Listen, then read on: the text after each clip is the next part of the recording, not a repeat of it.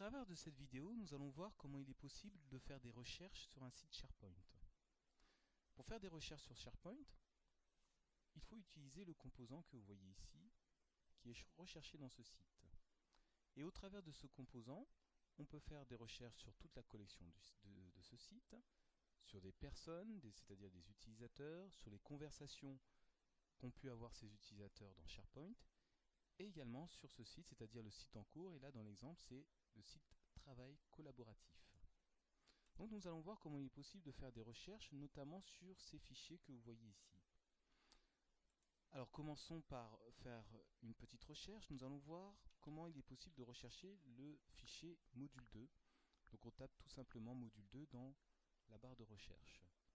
On fait valider. Et là, on a un certain nombre de résultats. On a bien sûr le fichier qui s'appelle module 2. Et avec SharePoint, on a la possibilité de voir un aperçu de ce fichier. Nous avons aussi la page sur laquelle est stocké ce fichier, mais nous avons aussi d'autres réponses où il y a ces mots module et 2, donc dans ces différents fichiers. Donc je reviens sur la page d'accueil du site pour voir un autre moyen plus exact de faire une recherche, et c'est-à-dire d'utiliser les guillemets. Cette fois-ci, on va mettre module 2 avec les guillemets. Je valide en appuyant sur Entrée.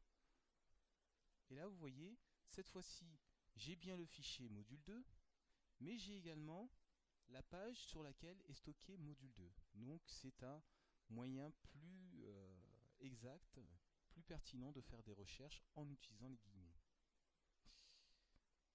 Maintenant, on se rappelle vaguement du nom de fichier. Par exemple, on connaît une partie du fichier qu'on souhaite rechercher. Par exemple, si je veux chercher les premières lettres de module, c'est-à-dire MO, je fais étoile.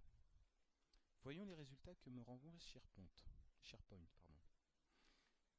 Vous voyez, donc SharePoint me renvoie tous les fichiers qui commencent par MO, mais également la page sur lesquelles il y a ce document, également toutes les pages SharePoint sur lesquelles il y a MO. Donc c'est un moyen de recherche qui n'est pas très exact, surtout lorsqu'on utilise deux lettres comme je l'ai fait.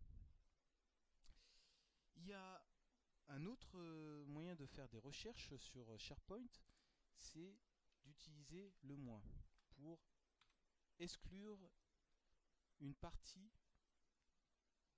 de la recherche. Par exemple, j'ai fait module -2, je valide en faisant Entrée, et vous voyez, donc il me renvoie deux résultats, module 1, module 3, mais pas module 2.